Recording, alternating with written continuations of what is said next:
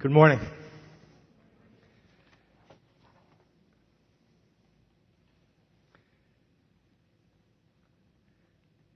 We're talking about the Christian Culture Countdown. We're looking at influential Christian books and movements, and today we'll talk about an influential Christian-based money management program. Dave Ramsey, it's now found its way into a course form. It's been in many churches. We have offered it here several times. Chris Nathan and Jay Murphy have been the facilitators. Financial Peace University. Dave Ramsey, by the time he was 26, had established a $4 million real estate portfolio, and he lost it by age 30. He has since rebuilt his financial life and is now teaching tens of thousands of people how to manage their money. Financial Peace University, as a course, and the book I read, I scanned, Financial Peace Revisited, and he also is the author of the Total Money Makeover. Focuses on a couple things, and really what he desires to do is to promote debt reduction.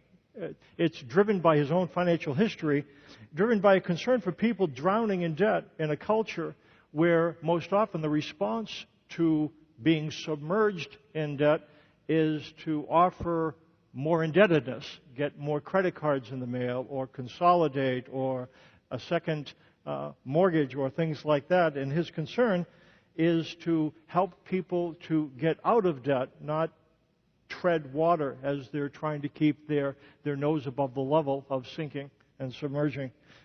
He doesn't just tell, and what the course is noted for, the way it's structured, it doesn't just tell you what to do, it tells you how to do it. And there's accountability built in classes, and there's a program, a way to go about it that is practical. He starts here, and it's not just throw a solution at it, but breaks the solution down so that it is able to be accomplished. And in that sense, it's very well done. It's not a microwave solution. I sat down and talked with Chris Nathan and Jay Murphy and wanted to get their perspective on what they appreciated about it. And the thing that they appreciated, it's not a microwave solution. It's, some of these courses are do this and you get rich in a short amount of time. If you want to get wealthy, this, and in a short time, this is not the class, they would indicate. It's more of a crockpot solution. It's a simmer, changing the way you do things, and gradually over time emerging out of debt into a place where you're able to actually put money aside.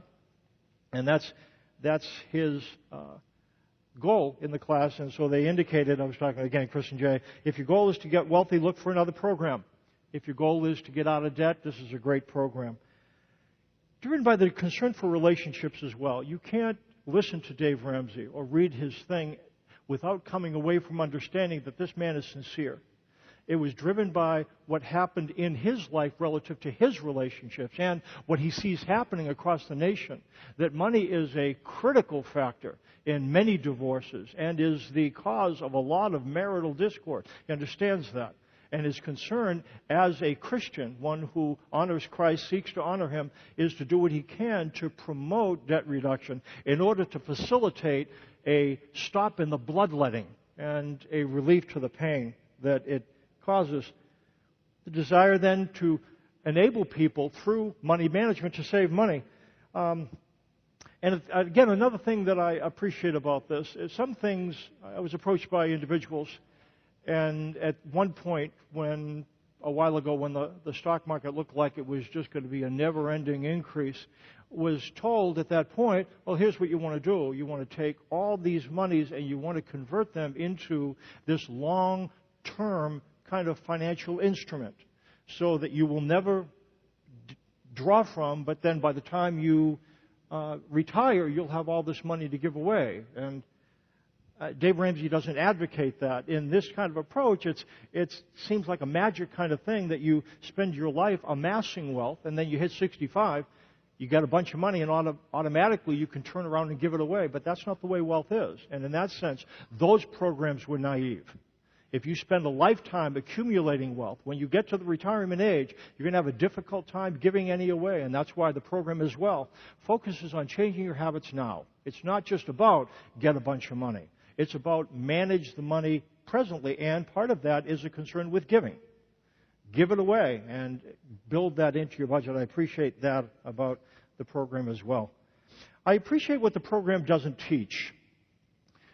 Dave Ramsey, contrary to a lot, or not contrary to, but a blessed relief from, many people who have financial management from a Christian perspective approaches, does not advocate a prosperity theology. He doesn't say God will bless you and that blessing will make itself known financially. He stays away from that.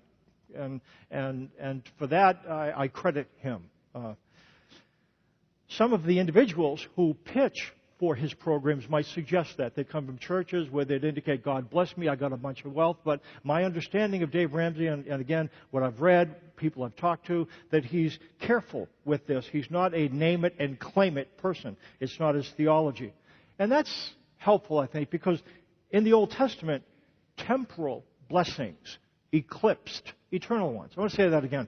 In the Old Testament of the Bible, the first 39 books, if you look at the character of blessings, temporal blessings eclipsed eternal ones. And I'm using that word carefully in the sense, you know what an eclipse is? There's something shiny up front, and the thing in back of it you can't see.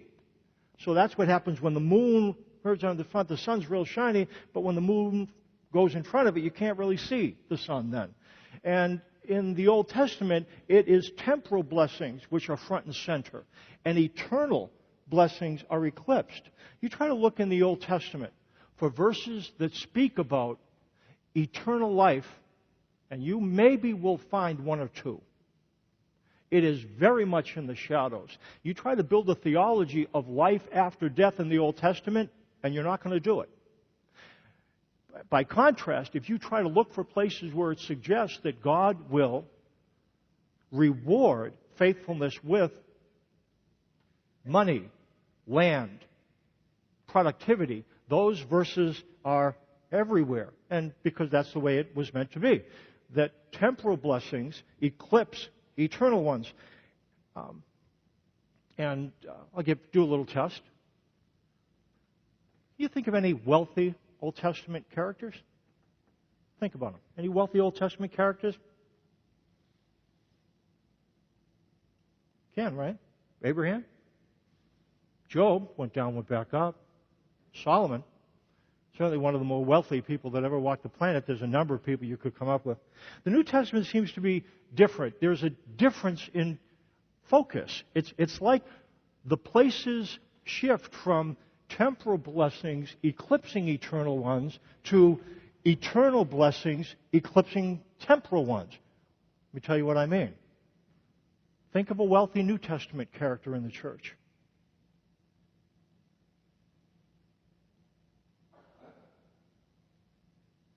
You think of any?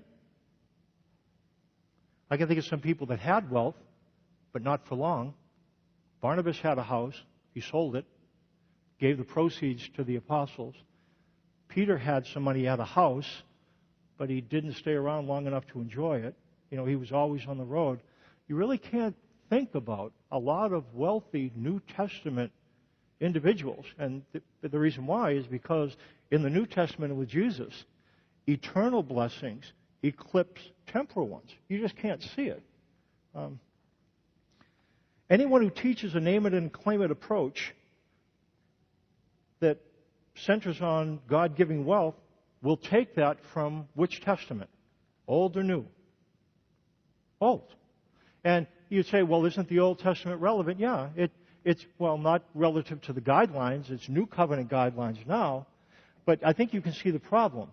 There was a shift in focus. It went from temporal eclipsing eternal to eternal eclipsing temporal. So to say now that God still will do this, that doesn't make sense to me. It's not the truth. And that's the problem I have. But Dave Ramsey stays away from that. And he seems to not go close to that. You can't support a God will give prosperity theology from the New Testament of the Bible. You can't do it. Talk about the danger of debt. I wanted to include a couple quotes from Financial Peace Revisited. Look what it says. I'm reading under point A, letter A. Dave Ramsey says, I know that suggesting you stay out of debt is radical and may seem utterly ridiculous. But I'm tired of seeing grown adults on the brink of suicide, widows left with a legacy of debt, children who are taught by example that if I want it, get it now. Dump debt. If you don't, remember, you are instantly the servant to the lender. And the verse that he comes away from is the book from Proverbs 22. The rich rule over the poor, and the borrower is servant. The borrower is servant to the lender. When you look at the Old Testament of the Bible, it's not that the injunctions there are irrelevant. Relative to how God operates, there's a clear difference. Now, does God give material wealth to the obedient now as the sign of His blessing? No. Can He give money? Yeah. Is that the litmus test for if you're spiritual? Yeah. I think we're clear about that, aren't we? Yeah, that's shifted. It's not the truth. However, some of the principles in the Old Testament, can we draw something? Yeah, absolutely we can. If there was, like, for instance, what God says about loaning. It's an interesting thing. God's instruction to the nation of Israel forbid usury, which is charging interest in a loan to a fellow Jew. So if you're a Jew, one of God's people, and you're going to lend money to another one of God's people, within the framework of what God had to say in the commandments, He said, don't charge him interest.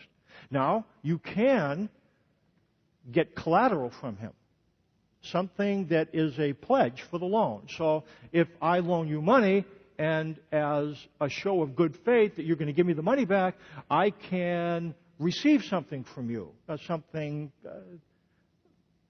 and I will hold that in lieu of your repaying the loan that I gave you. That happened. However, the practices of retaining the collateral were limited. Let me read what it says. This is from Deuteronomy, and it gets very, very practical. You're going to say, boy, I wish this kind of stuff was still happening today. When you make a loan of any kind to your neighbor, do not go into his house to get what he is offering as a pledge. Stay outside and let the man to whom you are making the loan bring the pledge out to you. So if I'm loaning you money, I can't go in after you and get the thing that you pledged. That is breaking in, violating your privacy in a way. So I guess in those days, I don't know if God would have allowed phone solicitation. Breaking into your house, getting there. I don't know. Anyways, you get the point. Though you had to respect this man's house. You had to respect his life.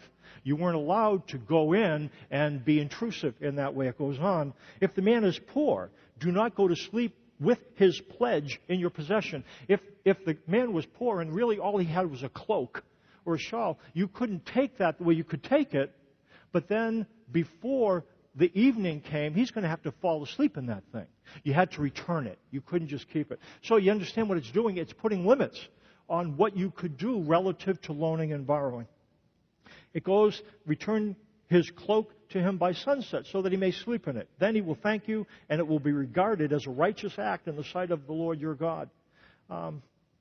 You find that God understanding the plight of the poor. There's a story of a woman who had to take out a loan and was unable to repay it. It was a time of dire poverty. And what ends up happening, God has one of his prophets, Elisha, and I'll read the story to you. The wife of a man from the company of the prophets cried out to Elisha, your servant, my husband, is dead, and you know that he revered the Lord, but now his creditor is coming to take my 2 boys as his slaves. So you see here, they weren't following the practices that God set down in Deuteronomy. If this seems to be a fellow Jew, and what this guy's going to do now, because the lady can't pay the loan, the guy's going to come and take her 2 children, put them into slavery in order to pay the loan or take it as a pledge, but he's going to barge into the house. And here's what happens. His creditor is coming to take my 2 boys as slave. Elisha the prophet replied to her, how can I help you? Tell me, what do you have in your house? Your servant has nothing there at all, she said. Had nothing. Completely wiped out, destitute. She said, except a little oil, probably a little olive oil. Elisha said, go around and ask all your neighbors for empty jars. Don't just ask for a few. Then go inside and shut the door behind you and your sons. Pour oil into all the jars, and as each is filled, put it to one side. Okay, you got this? She has a little oil.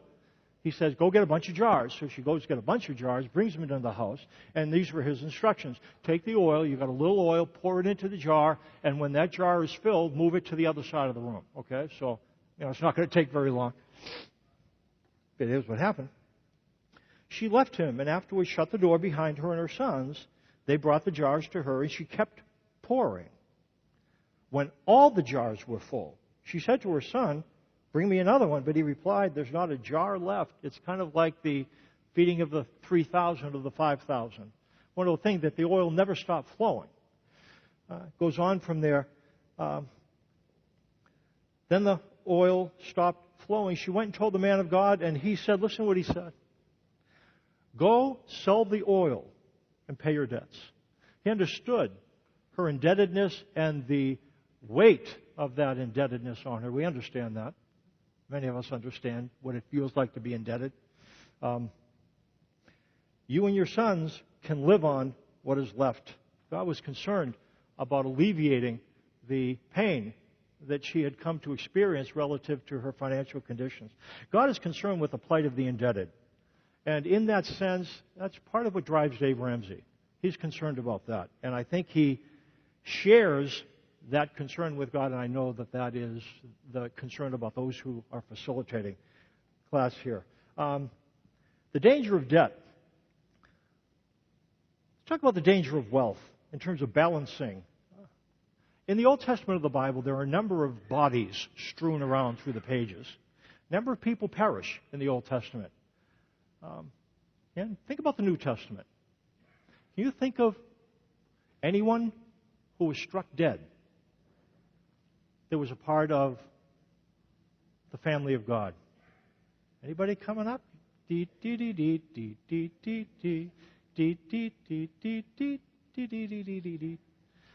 I can think of at least one.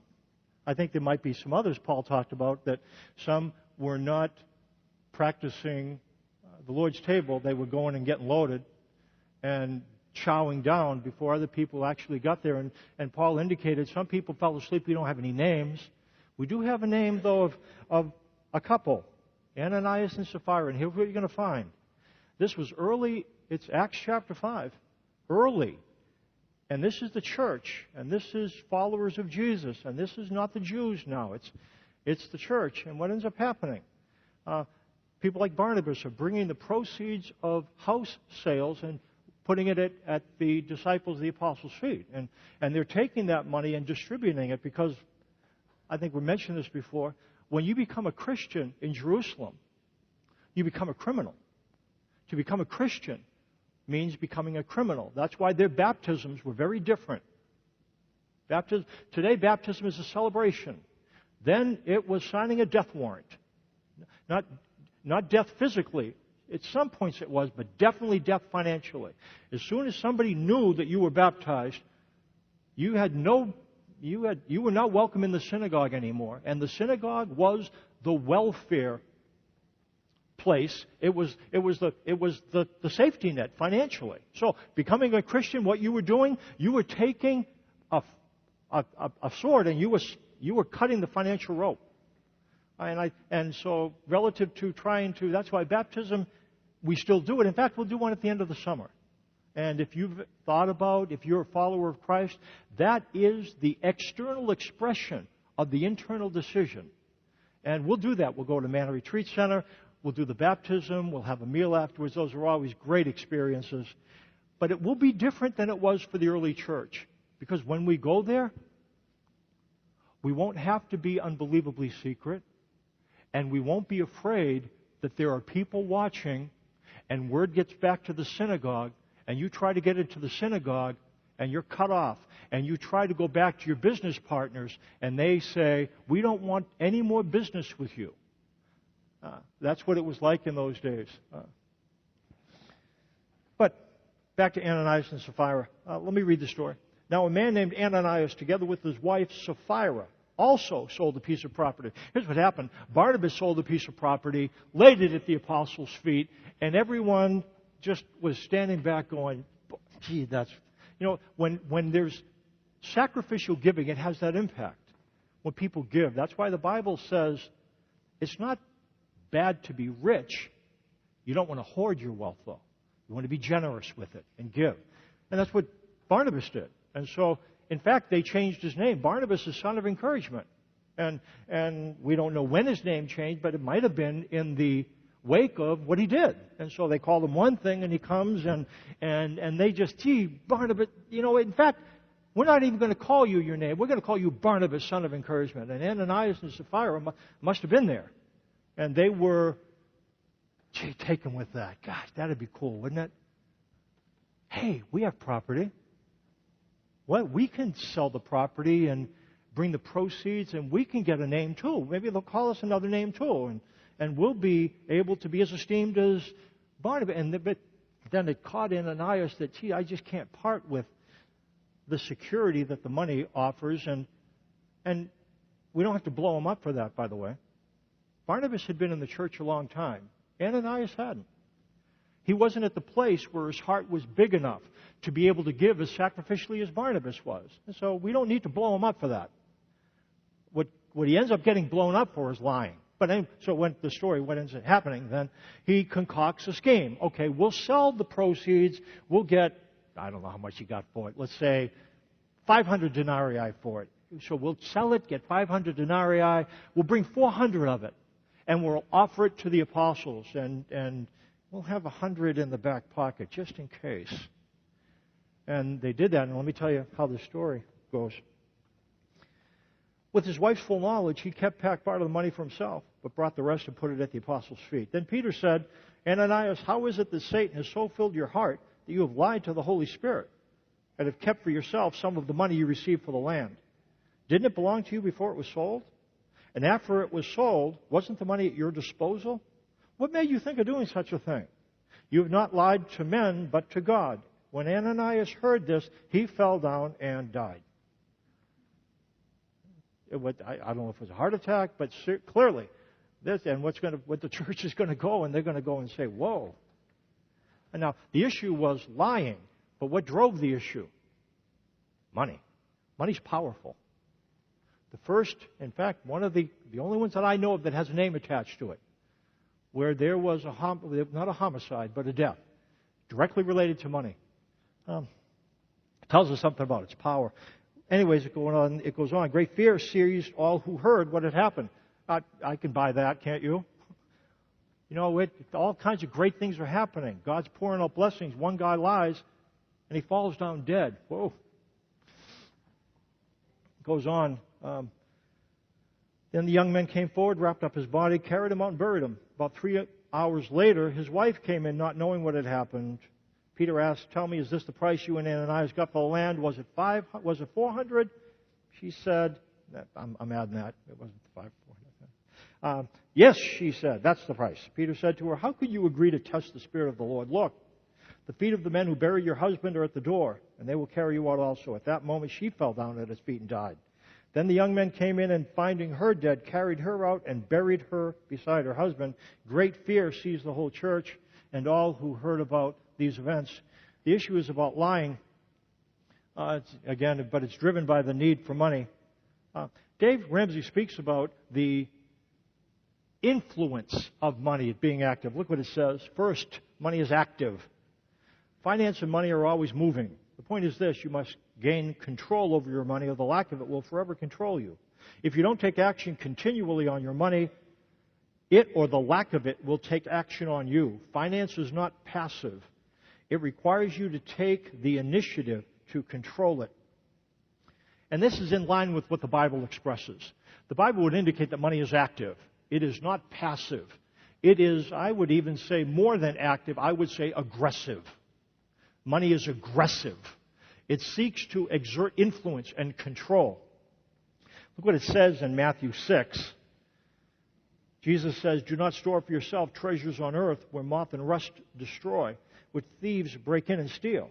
Store up for yourself treasures in heaven where moth and rust do not destroy, where thieves do not break in and steal. For where your treasure is, there your heart will be also. The eye is the lamp of the body. If your eyes are good, your whole body will be full of light. But if your eyes are bad, your whole body will be full of darkness. If then the light within you is darkness, how great is that darkness? No one can serve two masters. Either he will hate the one and love the other, or he will be devoted to the one and despise the other. You cannot serve God and mammon. What the passage is indicating is that money is active. It is not just passive, but it has the power to attract devotion to itself. In that way, it's like a master. And you've heard it, master your money or it will master you. Put your finger on the pulse of money, it is active and it seeks to promote adherence and devotion to itself. So Dave Ramsey, when he talks about it being active, it is active, and I would even go stronger again and say it's aggressive and assertive. It talks about loving money. And again, in the passage it says, hate the one and love the other, be devoted to the one and despise the other. What does it mean to love money? I think that's what we've got to be clear about. You know, you remember seeing with Scrooge McDuck? Remember those things, Scrooge McDuck? He has the big thing, the big pit, and it's filled with gold coins. And he goes down in there, and he just kind of throws them up in the air, and he showers himself with them. You know, when we think of loving money, that's what we think of, Scrooge McDuck. You know, just kind of taking money and worshiping it. That's not really what it's about. To love is not emotional here. It's about a servant-master relationship. Let me give you an illustration. I want you to imagine that this is a courtroom. And there is a child in the middle. And that child is going to be asked to choose between her mother and her father. Her father is on one side. And he's putting his arms out this way. Now, thankfully, they don't do this in courtrooms. You know, they have the good sense, but for the sake of illustration, the dad's on this side, the child's in the middle, and the mother's on this side. And the child's in the middle. And that child is asked, okay, choose. And the one that you go to will be the one who will be authorized to be your guardian. Now, she feels emotionally drawn to both of them. The choice she makes, it will be based on a number of things, won't it? Who do I feel safe with? Who can I trust to secure my interests? Who will provide for me? Who will protect me? And the one she chooses, this is the picture of love. It's not, oh, I love you. It's, I am choosing you as my protector and provider. Now, the fact is, her emotions are all over the map. She loves that person, but she's committed to this one. And in the same way, moving toward that one is love. Moving away from that one is hate. Now, she doesn't hate her dad. But hate here is hate in the context of two providers claiming to be, wanting to be the one, to be the protector. One gets chosen is the loved one. One who's not chosen is the hated one. Or it says to love the one and to hate is to hold in contempt or disrespect. And that is, I think, a picture of what it means to love and hate. When it speaks of money, it's talking about protection. You know, money's on this side and God's on this side. I think they say different things. They say some similar things. Well, what do they say the same? I will protect and provide for you. That's what money says. I will protect you and provide for you. If you have enough of me, you never have to worry. What does God say? I will protect and provide for you. See, money and God make God-like. They make the same claims. I think here's a difference. You know what money says? I am yours. I am yours. And God says, you're mine. It's a difference. To love money is to be caught within, who do we rely on? You can't serve both God and money. All of us are caught in the tug of war. But that's what it's about. Whatever captures your mind also captures your heart and becomes your true objective. If there's a thing from the parable, this is it. Whatever captures your mind, captures your heart, becomes your true objective. I'm not pointing a big bony finger at you because I'm caught in the same thing. We live in a very affluent nation. What captures our mind? Money. If money captures our mind, it captures our heart, and money becomes our true objective. We might put God on top of it, but to the degree, and again, listen to me, this is not, but I think it's the truth, and you and I, we're all caught in this. If you don't think you're caught in this, you're not in touch with life in America in the 21st century. This is our issue. It's our issue. Whatever captures your mind, captures your heart, becomes your true objective. If we spend most of our waking hours dreaming of money, how can I get it? How can I keep it? How can I save it? How can I reduce debt? How can I increase wealth? If that is what captures my mind, it is capturing my heart, and it is becoming my true objective. Just face it straight up. I think that's the truth. And what God would have us understand is that there is a contrast here, but God wants to do the same thing. And to the degree, now you can't think of God all day long. We got jobs to do. But to the degree we leave more space for, well, let me ask you a question. Who's going to protect and provide for you? You know what Solomon ended up saying? Cast but a glance at riches and they're gone. There's a number of people that had really cushy retirement accounts 6 months ago. Cut in half. People with their whole life, and now it's gone. Flies off to the sky like an eagle. You know what? Here's what God says. I will never leave you or forsake you. But they're on both sides of the standard. You know what I want to do? And part of my goal here, I like a lot of what Dave Ramsey says, but I would like to introduce a little tension. You can't just devote yourself to accumulating money and not have risk. Why? Because of the danger of wealth. Dangerous wealth. If you scan the Bible for a word to describe money, you won't find the word in, and I'll take issue with Dave Ramsey on this. Look what it says. Secondly, I'm halfway through the first paragraph. Secondly, money is amoral. Money has no morals.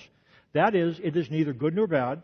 1 Timothy 6:10 does not say money is the root of all evil. What it does say is the love of money is the root of all evil. Money in and of itself has no more moral quality than a brick. The way you act through your money or your lack of it will show us whether you are good or evil, but the money in itself is neither. I understand his point, but to say that money is immoral does not fit the biblical picture. If you look for a word the Bible attributes or characterizes money as, amoral will not be the word. What you'll find is seductive, dangerous, a servant, certainly something you can use, but something to be careful with. Money is power-hungry, makes godlike claims. Somebody who is power-hungry and makes godlike claims would not be called immoral. The Iranian President Ahmadinejad, I don't know you'd call him amoral, would you? Now, I don't know if he's done anything wrong except for, looks like, he rigged the election. The jury's out, perhaps. But would you call him amoral? He's power-hungry, certainly. What's the big deal? And what's the big deal? And again, I like a number of things, and I really do want to be fair. A lot of good things here. There's a concern is saying that money is amoral is like giving someone in pain Vicodin and telling them it's no different from aspirin.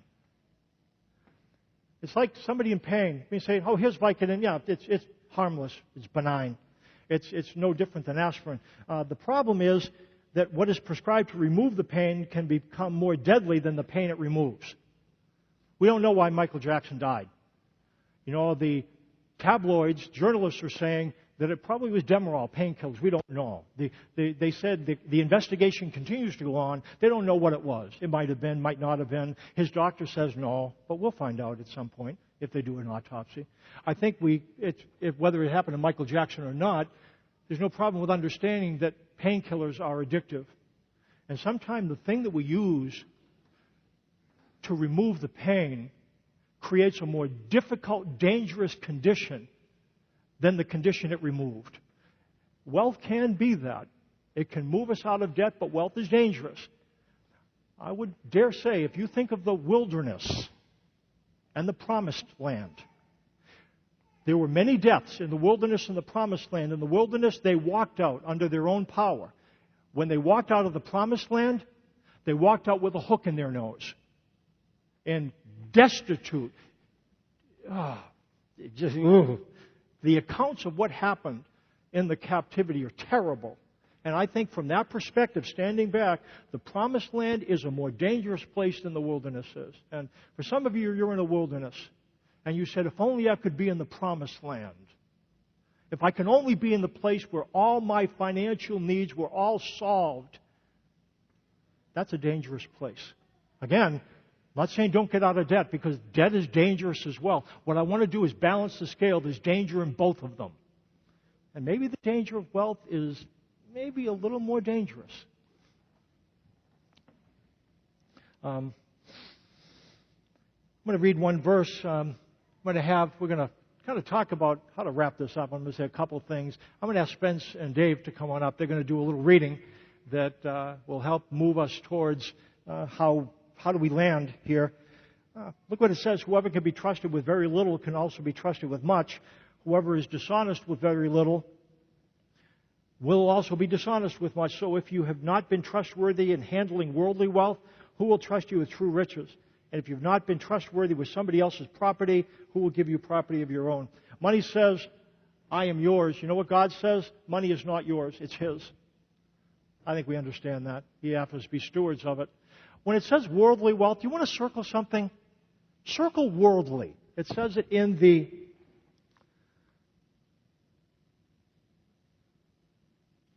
handling worldly wealth. The word worldly, everywhere else it's translated, is translated unrighteous,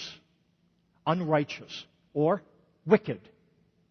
I don't believe money is amoral. I believe it has a definite moral direction to it. And I think Dave Ramsey understands that. That's why he called it active. And in calling it amoral, no, it isn't. It isn't. It's to be managed carefully. But we're going to hear a drama. How do we do this? Go ahead. The word of the Lord from the teacher. Fleeting, fleeting, everything is fleeting. The increase from the land is taken by all. The king himself profits from the fields.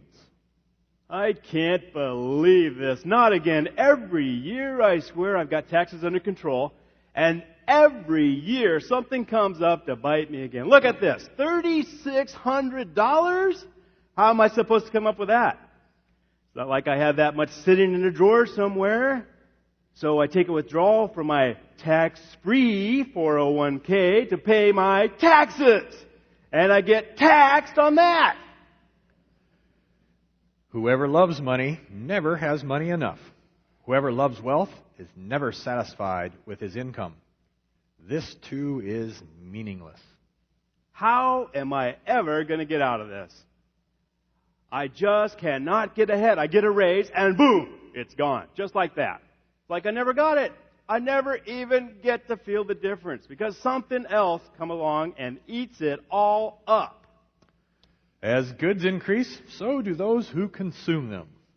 And what benefit are they to the owner except to feast his eyes upon them? We get the van, and our insurance goes up. We pay off the truck, and the transmission goes out. We build the deck, and then I have to spend $300 treating it every year. I fertilize the lawn, so I have to mow it twice a week. The sleep of a laborer is sweet, whether he eats little or much. But the abundance of a rich man permits him no sleep. I remember when I was in college, living on pizza and pop, that tiny apartment. my beat-up Chevy Nova, I never worried about this stuff. I had nothing, but I never worried. I have seen a grievous evil under the sun, wealth hoarded to the harm of its owner, or wealth lost through some misfortune, so that when he has a son, there is nothing left for him. And now look, everything's slipping away. My retirement plan is dead on arrival. I can't even look at my 401k anymore. It's almost gone. I've lost more than I ever thought I'd have in it. Naked a man comes from his mother's womb, and as he comes, so he departs. I used to check it 5 times a day to see how my funds were doing. Then I'd tell Joni, we made $500 today and didn't do anything. He takes nothing from his labor that he can carry in his hand. Now, I can't even look at it.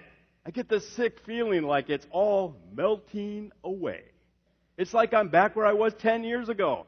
I'm going backwards instead of forwards.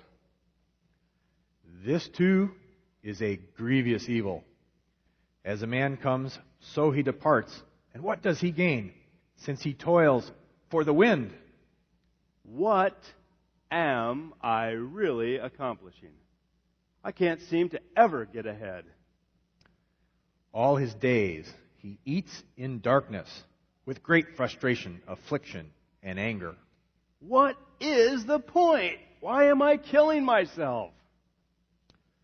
Then I realized that it is good and proper for a man to eat and drink, and to find satisfaction in his toilsome labor under the sun, during the few days of life God has given him, for this is his lot. Then I realized that it is good and proper for a man to eat and drink, and to find satisfaction in his toilsome labor under the sun, during the few days of life God has given him, for this is his lot. The few days of life God has given him.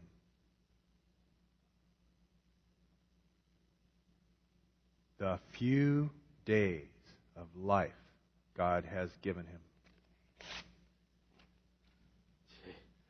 Moreover, when God gives any man wealth and possessions and enables him to enjoy them, to accept his lot and be happy in his work, this is a gift from God. I'm killing myself, and for what? To let my portfolio run my life? What about today? To accept his lot and be happy in his work. This is a gift from God. What's the big deal about getting ahead anyway? Who am I trying to beat? And when will I be allowed to stop? A gift from God. Maybe I have enough right now. He seldom reflects on the days of his life because God keeps him occupied with gladness of heart.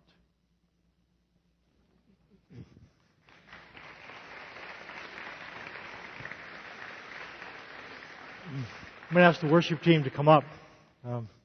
In terms of a landing, in terms of financial peace, in terms of dealing with debt, Dave Ramsey's materials are well thought through, well thought out, and can help provide a framework to be able to move out of debt into a place where you're managing money in a responsible way, moving money towards giving and things that you can feel good about in life. This can help to deal with the danger of debt. I would encourage, in terms of dealing with the danger of wealth, to continue to foster a greater, give more room to God's commitments. Look what it says. Keep your lives free from the love of money. Be content with what you have, because God has said, never will I leave you, never will I forsake you. So we say with confidence, the Lord is my helper, I will not be afraid. What can man do to me? The way to secure yourself from seeing money as a protector is to find God as your protector. And to do that, focus on His commitments to you. To the degree you believe that He will never leave or forsake you. To that degree, you will be free from seeing money as your provider and protector. Tension, we're not going to get rid of it. We have to live somewhere in between having money and not being mastered by it, and it's not clean. Life here is not clean. We can't get to a place where we're tension-free. It's part of being immortal spirits within temporal bodies. I pray that you give us wisdom. Help us to look at ourselves clearly, and help us look at you clearly to see your commitments to us, because they are the fuel that drives the ability for us to manage life as you would have us to manage it. You will never leave or forsake us, and in that confidence, we can love others and serve you. In Jesus' name and for His sake, amen. Next week.